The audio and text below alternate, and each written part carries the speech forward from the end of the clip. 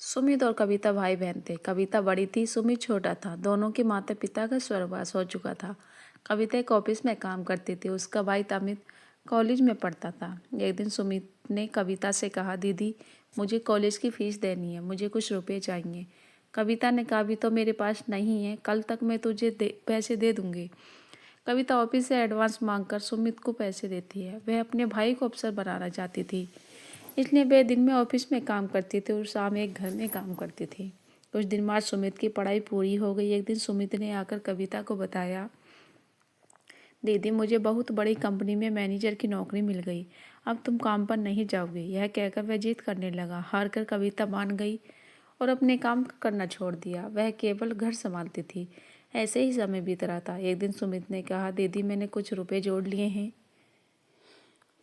अब मैं आपकी शादी करना चाहता हूँ। यह सुनकर कविता ने कहा, नहीं भाई, पहले मैं तेरी शादी करूँगी। जब घर संभालने वाली आ जाएगी तो मैं भी शादी कर लूँगी। कविता ने एक अच्छे से लड़के देखकर सुमित की शादी करा दी। अलका को भाभी के रूप में पाकर कविता बहुत खुश हो रही थी। धीरे धीरे अलका ने पूरा घर संभाल लिया। तीनों बहुत खुशी से रहते थे। एक दिन अलका की माँ अलका से मिलने आई। उन्हें कविता शुरू से ही पसंद नहीं थी। मौका पाकर उसने अलका से कहा, तेरी ननद शादी नहीं करना चाहती, यह तो जीवन भर तेरे पति की कमाई पर ऐश करना चाहती है, तू बहुत सीधी है। यह सुनकर अलका ने कहा, माँ तुम बेकार की बातें कर रही हो। सुमित इनके लिए अच्छा लड़का देख रहे हैं, जैसे ही मिल जाएगा शादी हो जाएगी। लेकिन अलका की माँ ने कहा, बेटी तू नहीं समझेगी, यह तेरे को कभी चैन से रहने नहीं देगी। अगले दिन सुमित ने कविता से कहा, दीदी मैंने आपके लिए लड़का देखा, आप कहें तो बात आगे बढ़ाई जाए। लेकिन कविता ने कहा, नहीं भाई, मैं अभी शादी नहीं करना चाहती, जब करनी होगी तो आपको बता दूंगी। यह सुनकर सुमित और अलका को आश्चर्य हुआ। अलका के दिमाग में माँ की बातें गूंजने लगी। उसके बाद अलका का व्यवहार कविता के लिए बदल गया। वह सुमित को सामने कुछ नहीं कहती, लेकिन सुमित के जाने के बाद कविता से छोटी छोटी बात पर लड़ती रहती। एक दिन कविता कहीं गई थी। अकेले में अलका ने सुमित से कहा, दीदी शादी क्यों नहीं करना चाहती? कहीं ऐसा तो नहीं तुम्हारी बहन हमेशा हमारे ऊपर बोझ बनकर बैठी रहे? यह सुनकर सुमित को बहुत गुस्सा आया। उसने कहा, खबरदार, मेरी दीदी के बारे में कुछ कहा तो वो जो चाहेंगी वही होगा। तुम्हें पता नहीं, उन्होंने अपना पूरा जीवन मुझे बड़ा आदमी बनाने में लगा दिया। अलका को समझ आ गई सुमित उसकी बात कभी नहीं सुनेगा। उसने अपने अंत को रास्ते से हटाने के लिए एक तरकीब सोची। एक दिन अलका ने कविता से कहा, दीदी काफ़ी दिनों से मैं कहीं बाहर नहीं गई हूँ, कल हम मंदिर चलते हैं। यह सुनकर कविता बहुत खुश हुई। अगले दिन दोनों मंदिर में पहुँच जाती हैं। मंदिर में पूजा करने के बाद अलका कविता को प्रसाद देती है। उसने प्रसाद में कुछ मिला रखा था। प्रसाद खाकर कविता बेहोश हो जाती है।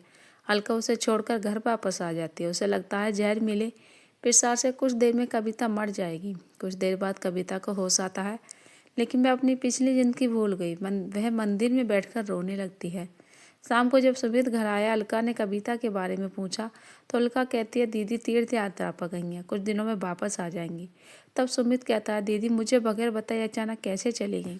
मैं परेशान हो जाता है, लेकिन अलका उसे समझाकर शांत कर देती है।